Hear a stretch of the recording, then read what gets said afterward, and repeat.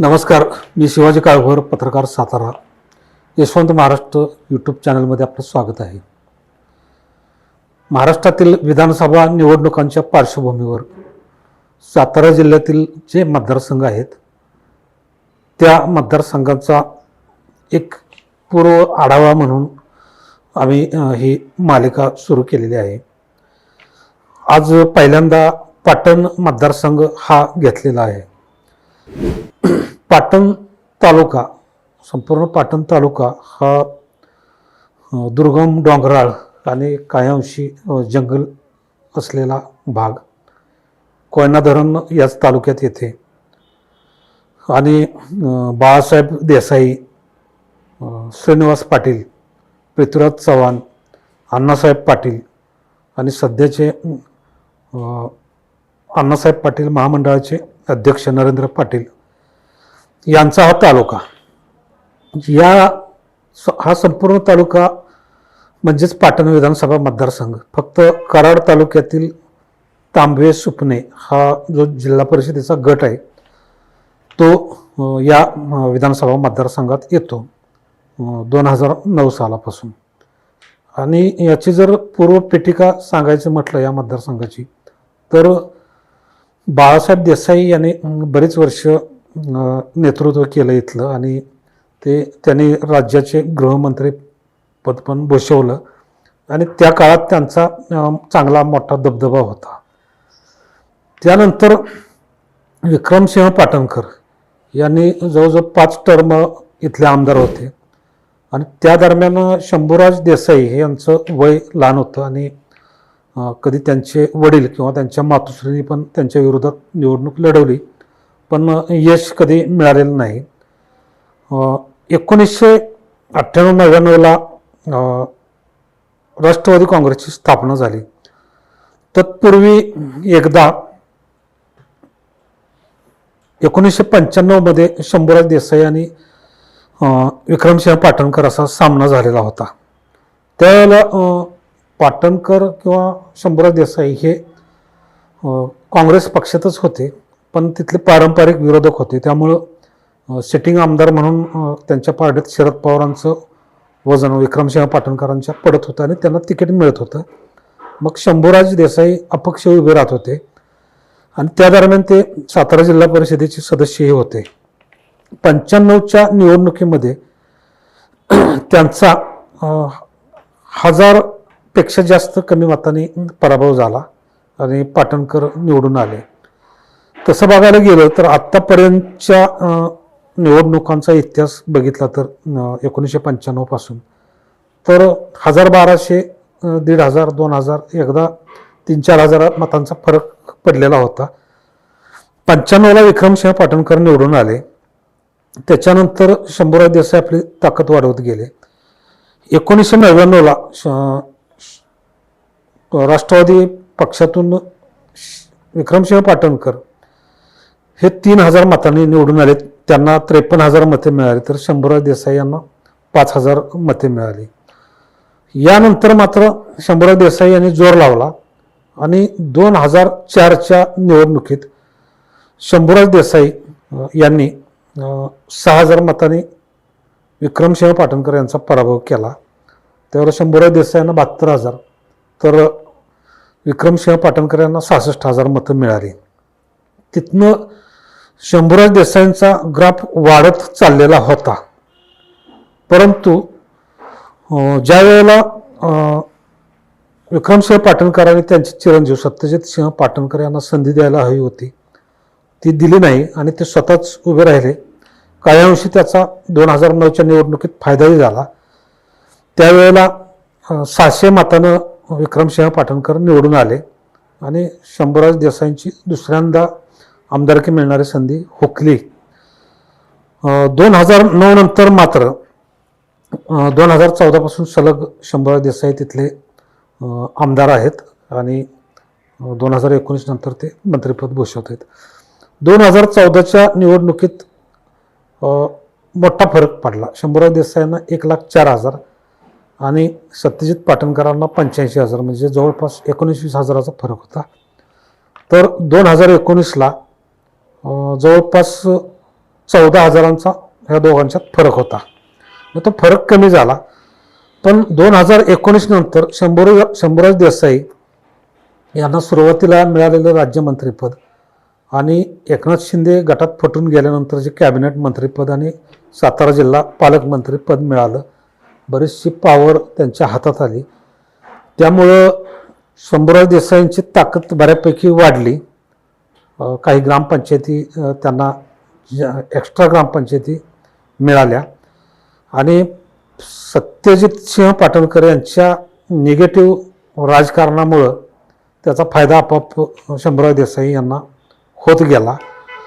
आता ही सगळी लढाईची पार्श्वभूमी असताना गेल्या वेळेला उदयनराजे भोसले भाजपमधून आणि शशिकांत शिंदे राष्ट्रवादी काँग्रेसमधून खासदारकीसाठी उभे होते. शंभूराज देसाई यांची वाढती ताकद पाहता तिथं उदयनराजेंना लीड मिळेल असं वाटत होतं. शिवाय श्रीनिवास पाटील जे त्या तालुक्याचे भूमिपुत्र त्या लढाईमध्ये नव्हते, त्यामुळं त्याचा फायदा होईल असं शक्यता वाटत होती. कारण शंभूराज देसाई हे भाजपबरोबर युतीमध्ये होते आणि साताऱ्यातील आधीच्या काही घटना विसरून त्यांनी मी स्वतः उमेदवार म्हणून उभा आहे अशा पद्धतीनं मतदान करायचं आवाहन केलं होतं. परंतु लोकसभेला 2900 म्हणजे जवळजवळ 3000 मतं त्यांना कमी पडली उदयनराजेंना. मग याचा अर्थ असा घ्यायचा का की पाटणकरांची ताकद तिथं वाढलेली आहे आणि विधानसभेला त्यांना तिथे फायदा होईल. तर तसं आत्ताच तर्क काढता येणार नाही, कारण या मतदानांमध्ये शिवसेना उद्धव ठाकरे गट जे मूळ शिवसेना आहे, त्याच्यानंतर भाजपची जी मतं आहेत तिथले भरत पाटील तिथले माजी जिल्हाध्यक्ष किंवा विक्रम बाबा पाटणकर जे विक्रमसिंह पाटणकर गटाचे होते, नंतर ते बाजूला झाले किंवा त्यांना बाजूला करण्यात आलं, त्यांची काही मतं आहेत तिथं. भाजपची जी मतं आहेत ते कधीच शंभूराज देसाई यांना मिळत नाहीत असं तिथले लोक सांगतात. आणि शंभूराज देसाई हे तिथले स्वयंभू नेते आहेत, त्यांना शिवसेनेचे त्यांच्यावर कुठले उपकार नाहीत उद्धव ठाकरे किंवा शिंदे गटाचे.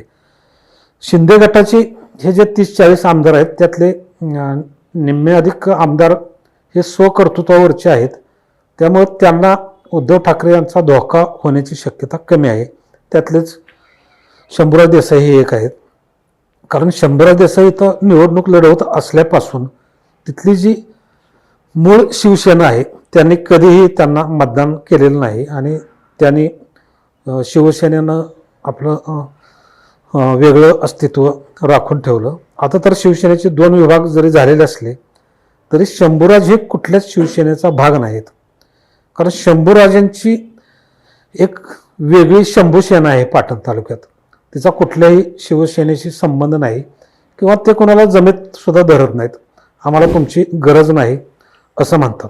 शंभूराज देसाई जिल्हा परिषद सदस्य म्हणून काम केलं, त्यांनी तिथं चांगला ठसा उमटवला.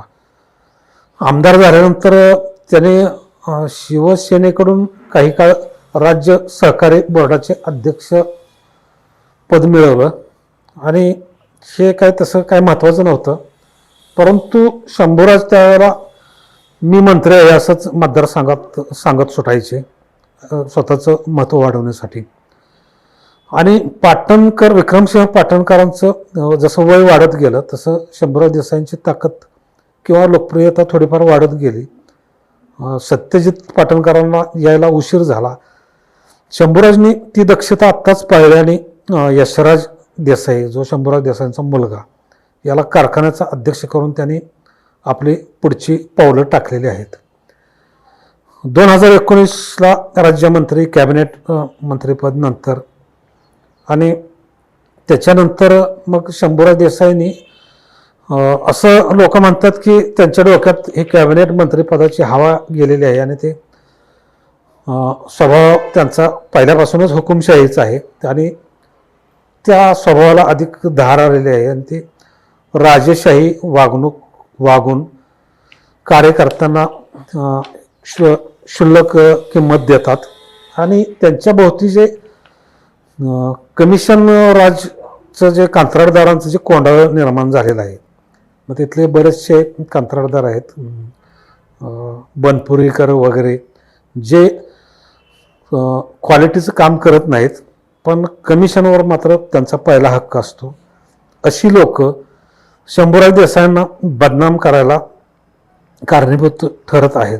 आता शंभूराज देसाई यांची ही जी वागण्याची पद्धत आहे, त्यांची अधोगती किती अधोगतीला नेते हे आपल्याला कळेलच. विधानसभेला आता 2 महिन्यांचा कालावधी शिल्लक आहे.